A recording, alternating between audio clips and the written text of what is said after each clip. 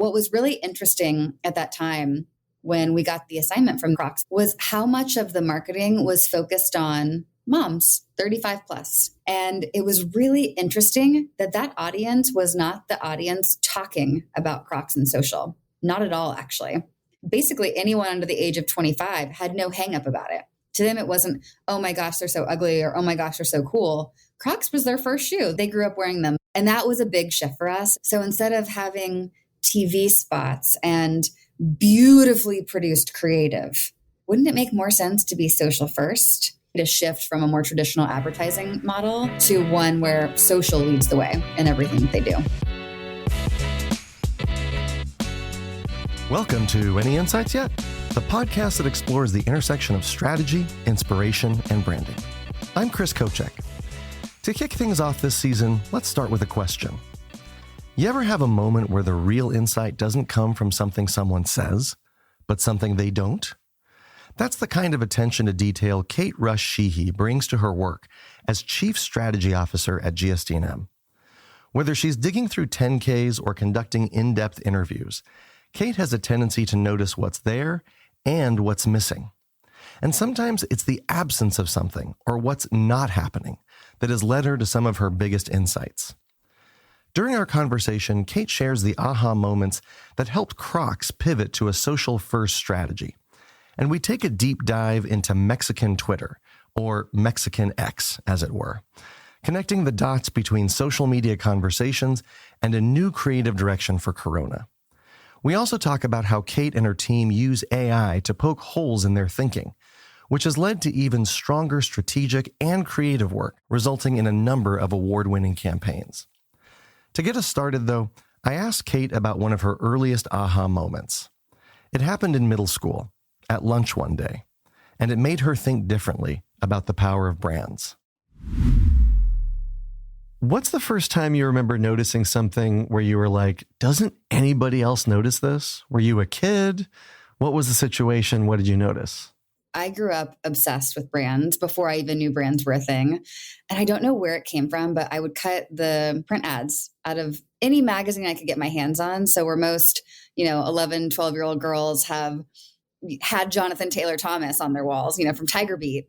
I had a wall full of print ads. So I think I always just had that kind of mindset. But I would say it was probably, at some point in elementary school or middle school with lunch. I was so mad at my parents that they made me bring my lunch because it was so much cooler to go through the lunch line and get something cool that day and add Doritos to it and the little branded chocolate milk. And it was one of those moments where then you see everyone sitting around the lunch table swapping their wares. Mm-hmm. And my mom loved to buy the store brand, uncool, right? Like not actual brand. And it was this moment where I'm like, people aren't trading lunch items about the food. It's about what the brand says about them. And if it came in a Ziploc bag from home, it was less cool than even a Lunchable or the Doritos from the lunch line, like something that actually had some social currency.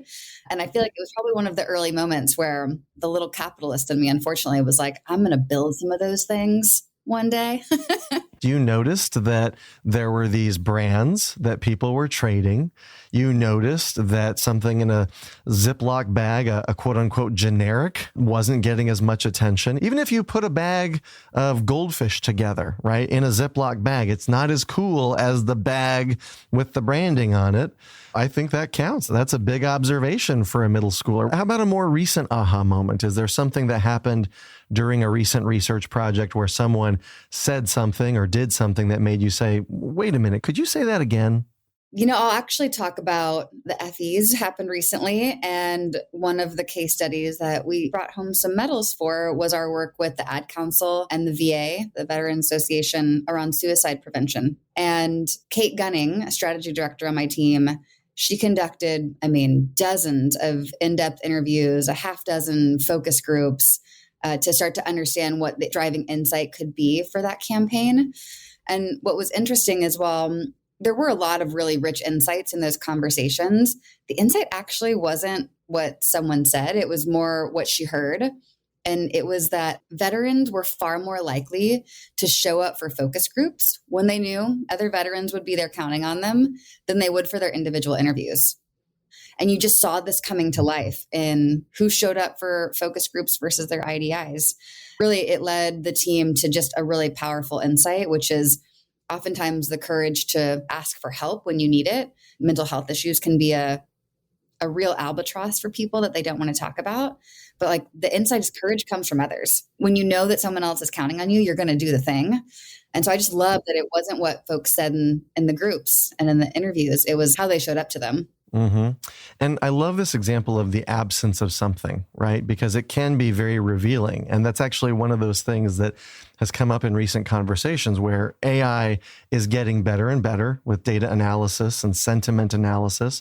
But I feel like that's a particularly human thing to notice, the pregnant pause or the awkward silence. Like AI doesn't recognize awkward silences. It just assumes, well, you're thinking. Are there other examples that come to mind where the absence of something or what wasn't said led you to an aha moment? I think as strategists, we're always looking for what isn't being said or how is something being said, where even the actual content of what is coming out of someone's mouth is saying one thing, but the tone, the tenor is another. Last year, we launched a campaign with Southwest. That's a big flex. Before we got into writing the brief, we did focus groups with flyers. And it was super interesting because in these groups, Southwest loyalists, like brand lovers, would not just talk about Southwest flexible policies, they would gush about them. They would brag about them.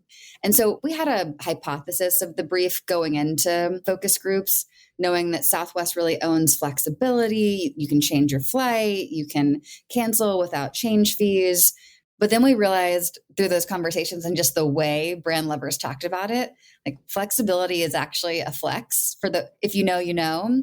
And that campaign has been one of the most effective ones that we've launched in recent years, especially with younger consumers, where there's like more of that main character energy. I'm checking 2 free bags on Southwest. She is coming with me. That's a pack hack. See you on a drop, Chris. It's swag. 2 bags fly free. That's a big flex. I wanted to switch gears for a second and ask you, when you're getting started on a new project, where do you like to start looking for those initial stars, what I call the insight constellation? Do you like to start with data? Do you start with social listening? Do you start with a psilocybin-induced seance? Where do you find is the most valuable place to begin to get smart quickly? Yeah. Oh, I wish it was a seance. I am so left-brained. I actually have to understand the company's situation before I can dig into anything else. So my starting place is probably a little bit more boring than most, but it's like I need to read last year's 10K, look at the most recent earnings call, compare what I'm reading and seeing there from the company's top executives and CFO to what is in the marketing brief. It really is only once I understand what I think the real problem is, can I start to really dig into insights. And usually from there, I love to read. So I'll usually go to Reddit and like do what I would call like an aimless read. Just kind of surf, no specific hypotheses yet, but what is happening in the brand thread? What's happening in the category thread? How are normal people kind of talking about that brand, product, or category? And I think that is usually the thing that will spark a couple things for me. And usually from there, the team, we do a ton of primary research at GSD&M. So we'll go talk to consumers, especially if it's a brand repositioning assignment, like one of those kind of meatier briefs that you're going to get. We'll often start with brand lovers. We screen for it by people who would be, quote, devastated if this brand went away. And it's because they know what's best about the brand. Like there's something really specific that they'll have to share about why this brand is special. They'll know what the secret sauce is that has kept them coming back all these years. And more importantly, they tend to want what's best for the brand, right? Like it's not someone who's here to use this as a feedback session. Like they're going to tell you what's best about it and they want what's best for it moving forward. So you just get really good insights. And that's exactly where like those Southwest braggers who were flexing, like those were those kind of people. What are a couple of your favorite questions for a client when you're really trying to break things open and figure out what the real problem is? Do you have a couple of go-to questions that you like to ask to get the ball rolling? I wouldn't say I have go-tos, but I think in the last couple of years, we've asked a really good question or two for a specific assignments that just broke it open. Like we're doing some work with Southwest on what the next chapter looks like. And one of the questions, asked 6 months or so ago, as we knew changes were coming for the brand, is like, what part of the brand are we most afraid to let go of that might be holding us back? What could be versus what has been? And I think it's been a really helpful guide for us on that one. Or like when we worked with Tyson Chicken, nuggets are one of their top sellers, and it is their most loved product. And it is the most loved brand of chicken nuggets by a factor of 5x, more than store brand, Purdue, and others. It's like there is this massive well of love for nuggets. But in fact, the kind of general consensus was that Tyson's fresh chicken product that you're going to find in the butcher section is going to better halo onto the products you'd find in the freezer. And our hypothesis was actually the opposite. What would the CEO or the board perhaps not want to approve, but your audience would love? It was a really helpful guide to say, well, our audience loves nuggets. And what would it look like to thrust those at the forefront and use that love to halo onto other products the brand has? Another great one would be with the client team at Stanley. They come to us and they're like, we think we're seeing a new audience emerge. They don't look anything like the core, which was a little older, more male, very outdoorsy. And it was like, are we under leveraging what could be a new audience for the brand? Young, female, fashion forward. And it wasn't a question that we asked, but I loved that they asked it, and it cracked open everything we ended up partnering with them on in TikTok. I love that middle question that you asked about Tyson, where I'm going to paraphrase, what would your CEO not approve, but that your audience would love? Yeah. It's such a great way of saying, we're not the ones saying this. We're just asking, what do you think your audience would love? And therefore, don't shoot the messenger, because the messenger is your audience, not the agency. And like a build on that is, asked a softer way. There are the questions that help to unlock a new insight. But I find more and more, especially as I move up in my career and have higher order conversations, sometimes the insights are on the table. It's more about how they've been sold or how they've been embraced or not on the brand side. And so one of my favorite questions is actually like, what does your team keep doing that makes getting the great work you want to do impossible? And that could be how the organization is structured. It could be how a leader feels. It could be the brand's heritage is making people stick in the past versus thinking about the future. But it's a little bit more of an open-ended, polite way to ask the question, like, what wouldn't your CEO approve that people would absolutely go bonkers for? Does something else come to mind besides the examples you've already shared where you asked that question and something popped out and you were like, this is huge. We need to do something with this? I would say my experience on the brand side at Vrbo was probably the best example of this. When I joined, I'm like, wow, they have done incredible research over the last decade. All the insights were on the table. In fact, it was the way the marketing organization was structured. Growth marketing, incredible performance marketers, but there was almost this disdain that had built up for brand marketing. Oh, that's so cute. Stories you're going to tell. And because of that, brand marketers on their back foot would react with equal disdain. You don't understand what it takes to build a brand. So in fact, the brand couldn't move forward. And by building bridges, understanding what was really important to the performance marketing team helped my team then to scratch their back. So in return, they were very deeply engaged in the little stories we wanted to tell, and creative unlocked a brand new tranche of growth for them because the performance channels were already maximized to the hilt, right? Like they had optimized those things, right channel, great targeting strategy and programmatic strategy. Well, what's your next lever after you've got the channel and the audience right? It's the message. In fact, that can be a massive unlock for growth. And we saw that when I left, we had just taken 10 points of market share from Airbnb in the US. And the storytelling is a huge part of that. You have to scratch someone else's back so that they're interested in scratching yours. Well, let's talk about beer for a second. I mean, it's after 10 o'clock. It's beer o'clock somewhere. You did some work for Corona recently that was quite different than the work that they had been doing in the past. So let's start for a second with what Corona had been doing. What was the work like? So yeah, we launched some new work with Corona this past March. And for the prior, 4 or 5 years, the brand had really thrust celebrities to the forefront of how they told their story. And if you think about, there is a spot that is iconic. Snoop Dogg, he's walking down the beach and he's like, you've never seen a man with a Corona in his hand who's also in a hurry. And it was this whole notion of embracing the relaxation that Corona is known for as a Mexican beach beer. And over time, that campaign evolved, more celebrities to help drive the appeal. And at some point, the beer becomes less the focal of the story than the actual story itself. And I think that's what really triggered our partners at Corona to think like, okay, how could we do this differently? I mean, the celebrity is Corona. At least it should be. Yes, the beer is the hero here. Was there anything about, trying to reach a different audience like Gen Z? Everybody's trying to figure out how to talk to Gen Z.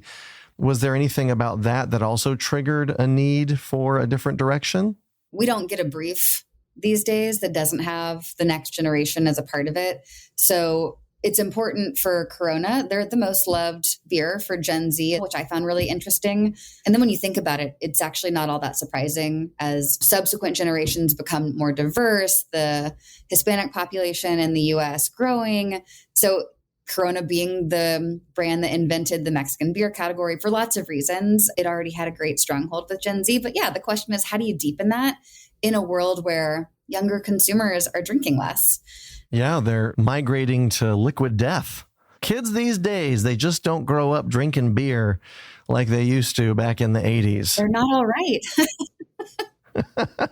They like sweeter drinks. And so you've got these hard seltzers that are out there now. And you mentioned in an earlier conversation that you went deep into Mexican Twitter, not just Twitter, but Mexican Twitter. And I guess I should say X if we're talking about Mexican X. What's one of the things that stood out to you from your deep dive into Mexican X, and how did it influence the work? We got a great brief from Corona where they recognized the really interesting and fluid intersectionality of identities for young Hispanics today, which is these are people who likely feel 100% American and 100% Hispanic. And it's like, oh, what an interesting way to think about an audience. We call them the 200 percenters, equal parts American and Latino. And it led us to want to do our kind of normal social listening really specifically on the Hispanic consumer in the US.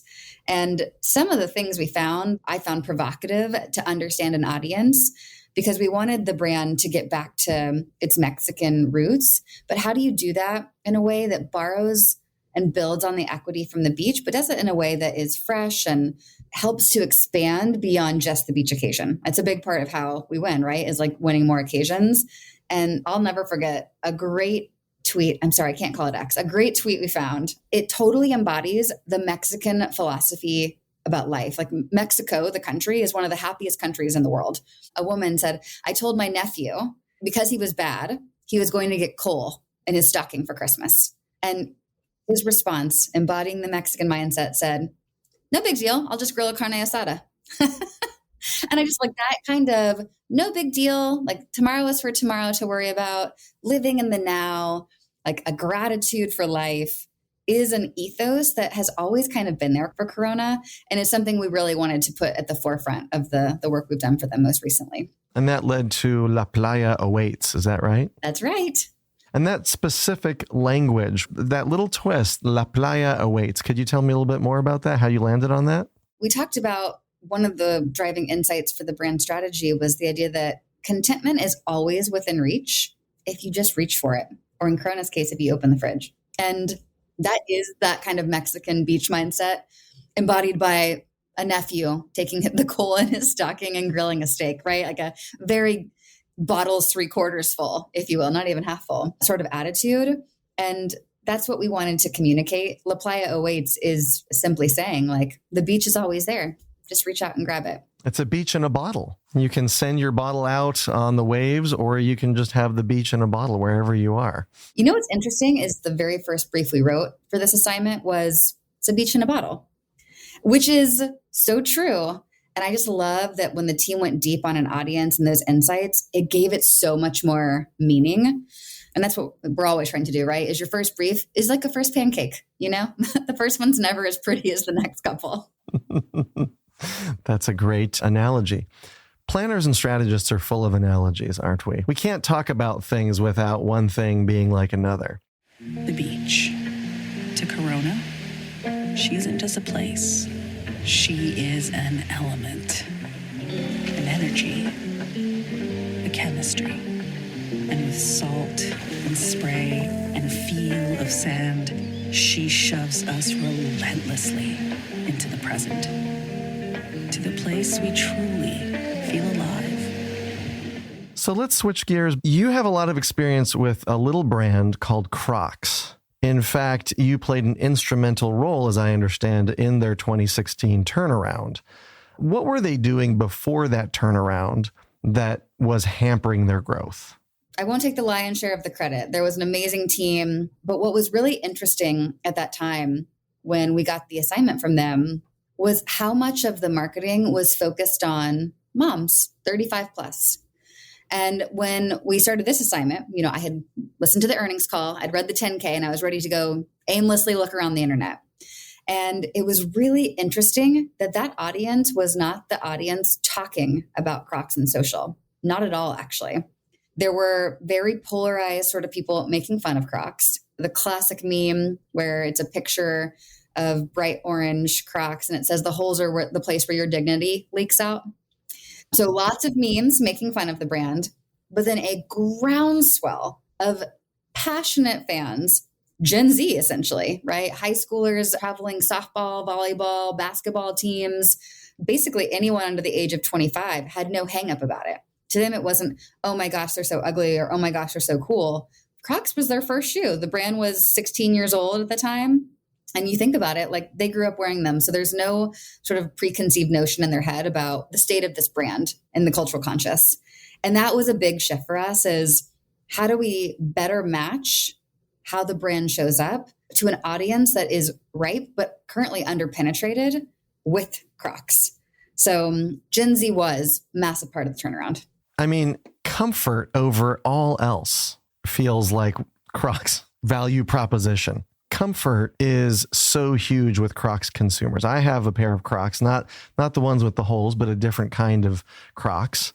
And so I feel like when you're young, you just want something comfortable. Is that its own challenge to be kind of upscale when it's so comfort focused? I don't think so. Part of uncovering this passionate audience in social was, okay, great. Now, how do we actually reach them?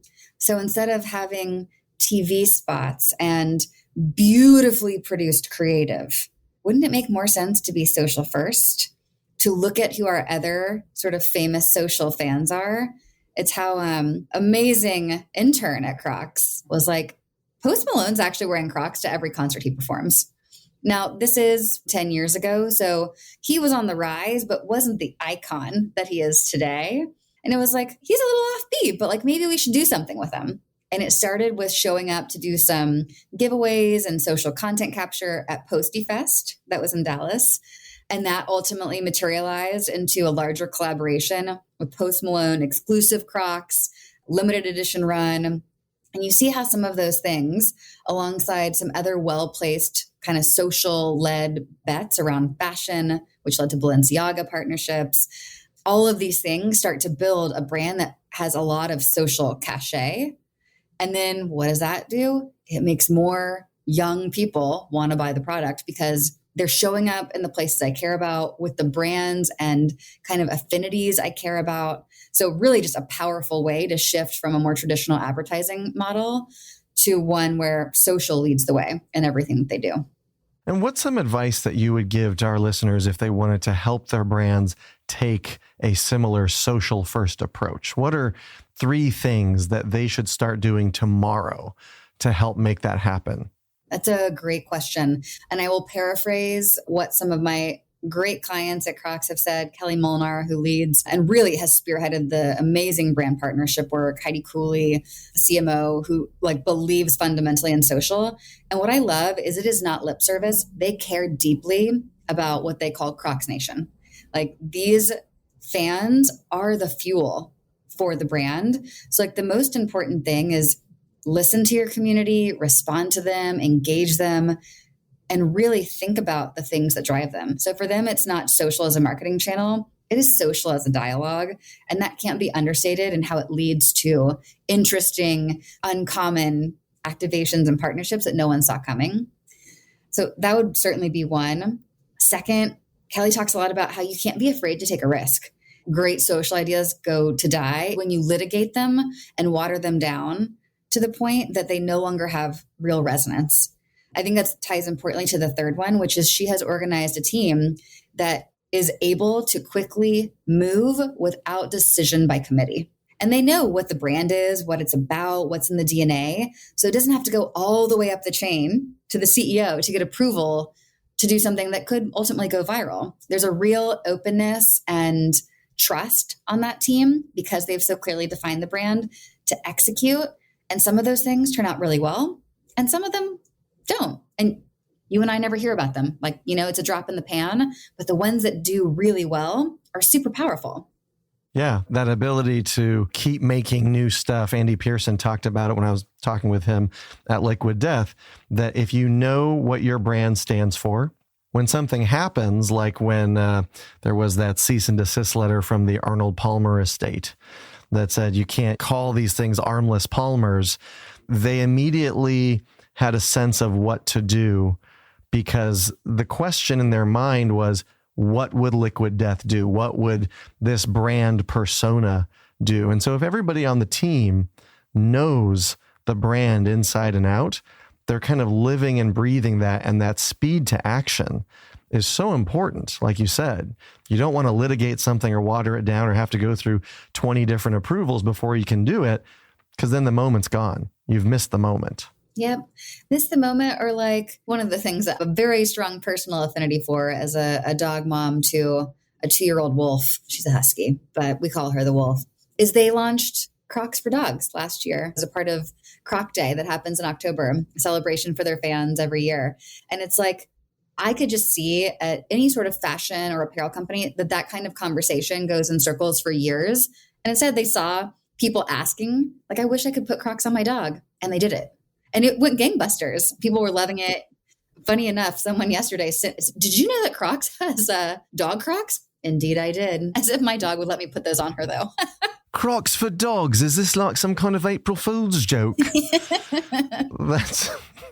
I know it wasn't an April Fool's joke, but it's interesting how April Fool's has become this springboard for so many brands to almost test the waters and be we're going to put this out there. And who knows, if people love it, maybe we'll turn it into a thing. Have you worked on any brands that have done that? I have not had the luxury of that yet, but I wish I had. It's an interesting time to be alive around April Fools because all kinds of crazy things come out.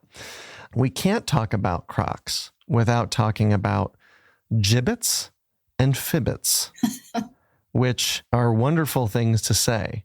So for our listeners who may not know, what are gibbets? Or should I say, what is a gibbets? What is the plural of gibbets? Is it gibbetses? Let's just get the grammar out of the way for a second, and then we can talk about what a gibbets is. Sure. So gibbets are, for lack of a better phrase, the charms or accessories that you can pop into the hole of your Croc. They say something about you, the things you like, or the kind of outfit and self-expression you want to put out there that day. A fibbits is the whole kind of cottage market that has evolved. Gibbets is a brand owned by Crocs and sold by Crocs. Fibbits are the kind of thing you're going to find on Etsy from lots of little individual sellers and some really big ones too, that you might feel have a more specific kind of affinity or says something about you that you can't find from Crocs yet today. And help me connect the dots between Jibbitz, Fibbitz, and Crocs. Like, why are Jibbitz and Fibbitz so important to Crocs as a brand in terms of growth strategy? Sure. I mean, from a company lens, it is an amazing ancillary product to sell. Once you've got Crocs, which do last forever, it's a great way to say, great, make them yours every day. And there's a nice revenue upside there. From a brand standpoint, they so beautifully build on the mission that Crocs has, centered themselves around, people being comfortable in their own shoes. That is the company's purpose. And the campaign expression, the platform that they've had in the market for the last 10 years, to come as you are. Originally, as we were trying to make Crocs cool again, come as you are was a rallying cry for the fans to say, like, forget the haters. I'm going to come in however makes me feel comfortable.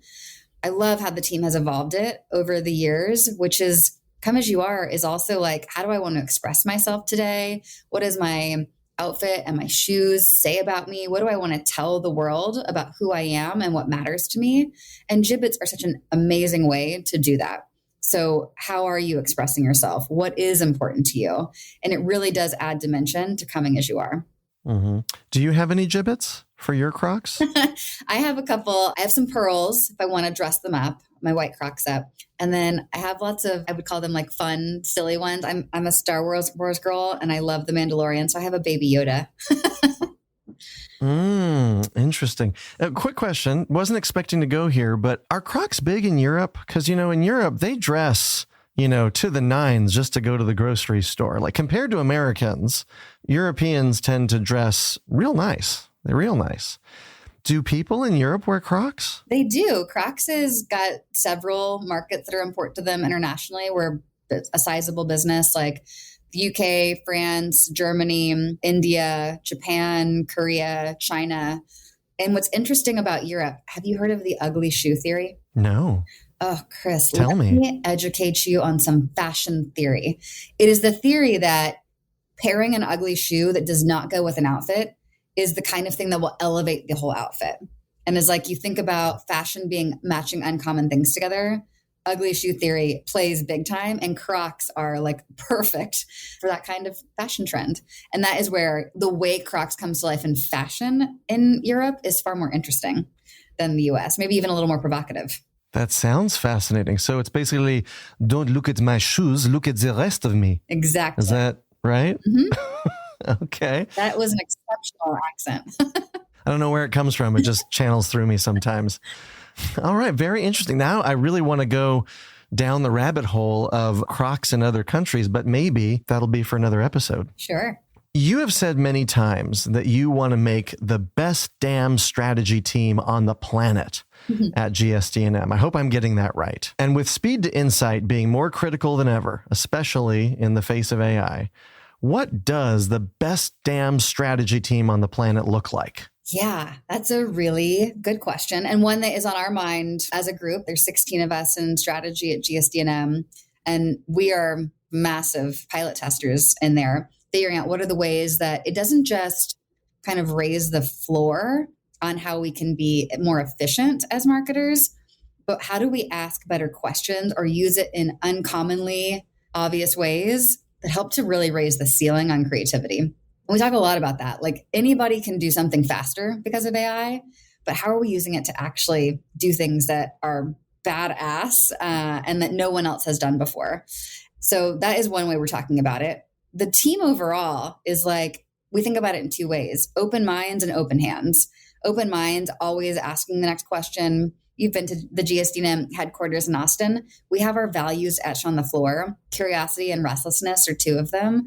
So how do we really always push for what's next and not just rest on our last great campaign? And the other one is just open hands. Like this is a group who doesn't just think, oh, I work on Capital One, or I work on Corona, or I work on Southwest, and that's it.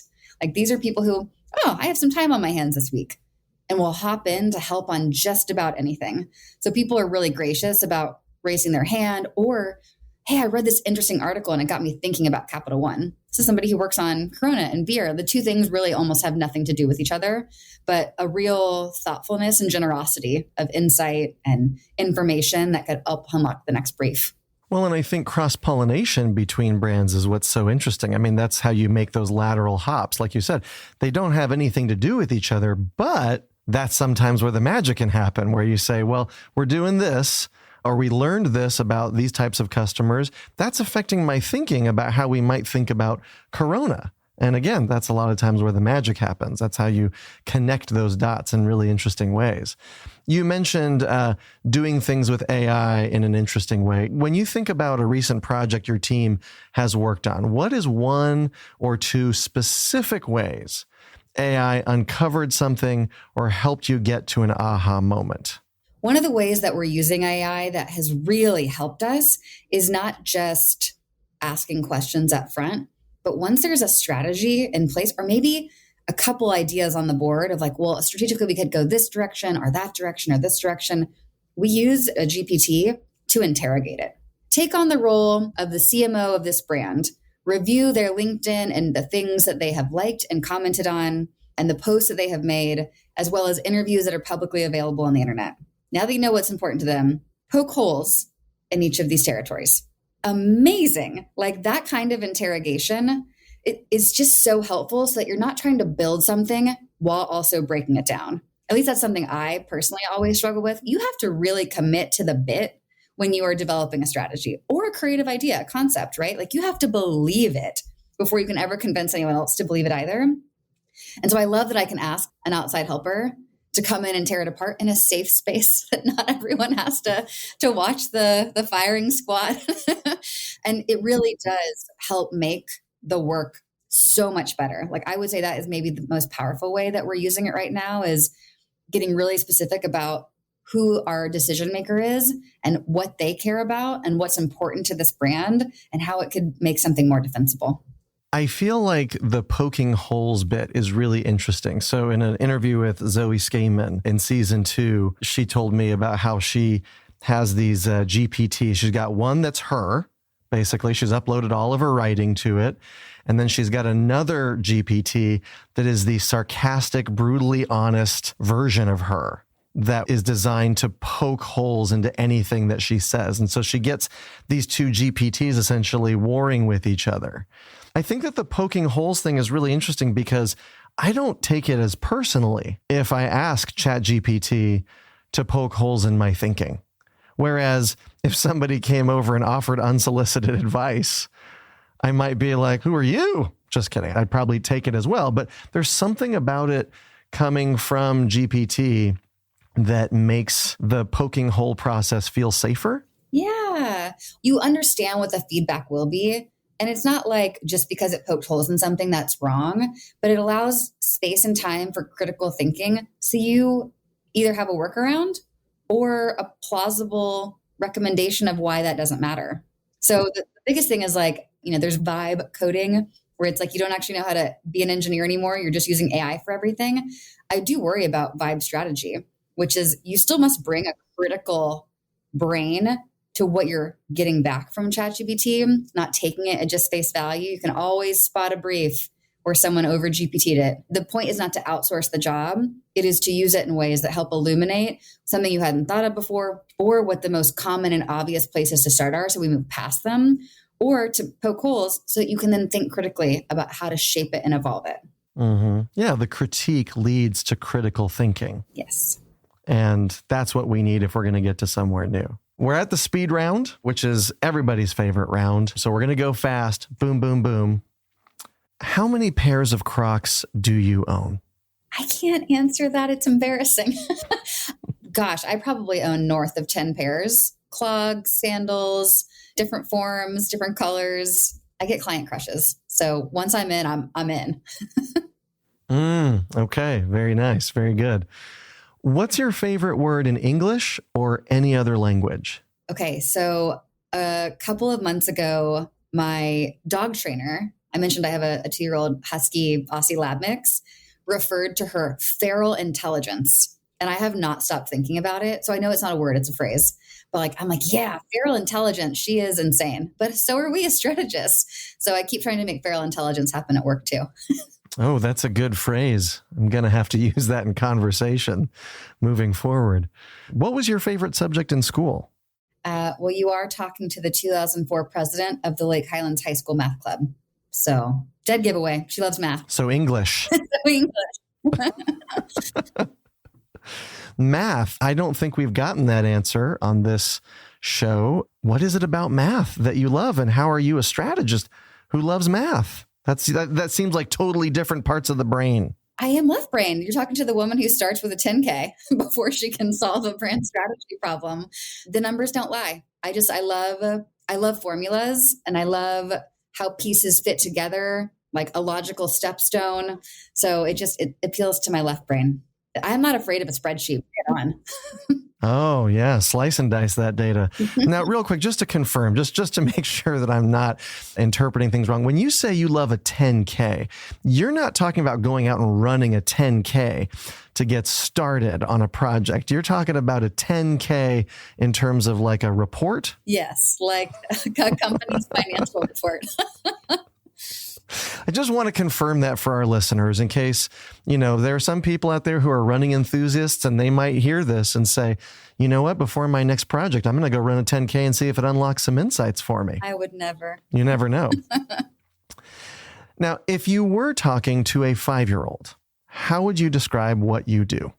I tell stories that help people choose the perfect brand for them. Very good. What is the most recent good book you've read? Or a movie or TV show that you've watched? Okay. I have to admit, I am deep in the romantasy genre. Are you familiar? No. Oh, I thought you were just making a word. I thought you were making a word up. Romantasy? It's romance and fantasy. It is the fastest growing category in literature, if one can be so bold as to call it literature. There have been a couple of books that have come out over the last couple of years. Fourth Wing, fastest selling book in 20 years.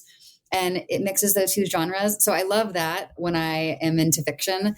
But I also just started Barry Diller's book, Who Knew? Amazing corporate titan. He was the chairman of Expedia while I worked there, and a fierce, fierce corporate genius.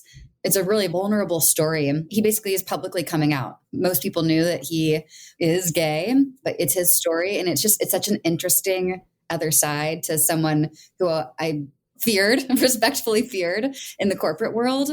And I really respect just like how he's telling his story. It's a side of him I would have never guessed. And it's called Who Knew? Who Knew? Oh, very interesting. All right. I'll put it on the list there. What's a subject that you recently got super interested in and you just went down a rabbit hole because of insatiable curiosity? Nothing to do with work. Just, I don't know. I got to find out more about this. What is this? Let's talk about romantasy again. So this is a genre I had no idea existed. A couple different people had asked me if I had read this book called A Court of Thorns and Roses. No, but it keeps coming up, so I should read it. There's this author, Sarah J. Maas. She's one of the kind of leading voices and eminent people in the category. And she has written 20 some odd books. And I spent the next 3 months reading 20 books. I had not read a book that year. This is October of a couple of years ago. And I'm like, I am so deep in now the TikTok algo around romantasy and the nickname Akatar. I'm in the wikis, the tweets, like I'm in deep. Help me. Send help. This is a cry for help, not so much. All right. You're so deep down the rabbit hole. You're just like, please get me out of here. Yes. No, but you love it so much. We're not going to help you come out of that because it sounds like you're enjoying yourself. I am. Is there a brand whose work you really admire or that you think to yourself, that is so good, I wish I'd come up with that? That has to be Heinz work, just as a body of work and a classic brand that had become more dependable than desirable. God, great insight, beautiful work. I love seeing every iteration of it. Yes, I want to have Heinz on the show. What's one of the most interesting jobs you had before you got into the work you do now that has helped you do your job better? I worked a lot of customer service jobs through high school and college. Hostess, waitress, sales associate at Nordstrom. Your butt looks great in those jeans. And between my parents, they also collectively spent 75 years at Delta Airlines in customer service. And it builds such an empathy for real people, what they want, what they need. Like there has never been a more vulnerable person than a woman in a dressing room where like the clothes don't fit or she's not happy with her body. And so I just like part of that, understanding what people need, how they feel, what you can help them with. And then also just an empathy for service industry jobs themselves. Like these are people who get treated like crap a lot and don't deserve it. So probably also has fostered a real kindness for people around me. Finally, what's a piece of advice that you got early on in your life or in your career that you still remember to this day or that you think of often? This one lives rent-free in my head. After I led my first IDI, my in-depth interview, my CSO, who had been observing in the background on the call, he was like, hey, here's some feedback. Be more patient. I was essentially asking the question, I'm 23, I am a baby. And I would get nervous. So after just a couple seconds, I would start prompting them. Oh, maybe they don't have an answer and I need to give them some ideas. But I actually think it's a really good piece of advice for engaging in almost any conversation, and particularly one that I find more and more important as I become more senior. And naturally, when there's a question in a room that you're in, people will look to me for the answer. But letting the moment breathe, not giving the prompts right away, like actually allows others to shape the dialogue or set us on a course that might not have been in my head. So it was very specific to how to be a great research conductor, but I think it's a great piece of advice overall. Mm-hmm. That pregnant pause that we were talking about, or that uncomfortable silence, or that what isn't said at first. Let other people fill in the gaps. It's super powerful technique. Well, Kate, you have increased my feral intelligence dramatically today. And I want to thank you for that. I want to thank you for your time, and keep doing what you're doing at GSD&M because you're doing great things. Awesome. Thanks, Chris. Thanks again to our guest, Kate Rush Sheehy from GSD&M. If you want to connect with Kate, you can find her on LinkedIn. If you enjoyed today's episode, please give us 5 stars on your favorite podcast platform and share it with colleagues and clients who could use some inspiration. Just send them a link and say, you see, this is what I'm talking about. Insights. If you're looking for even more ideas and aha moments, head over to chriskochek.com. There you can find some of my newest online courses, case studies, and creative exercises. You can even sign up for one of my hands-on workshops where I show you firsthand how to build effective insights faster. The workshops are great for helping with new business pitches and for breathing new life into your campaign briefings. Special thanks to Megan Palmer for editing, sound mixing, and production support. Until next time, keep looking for patterns, finding contradictions, and asking what if more often.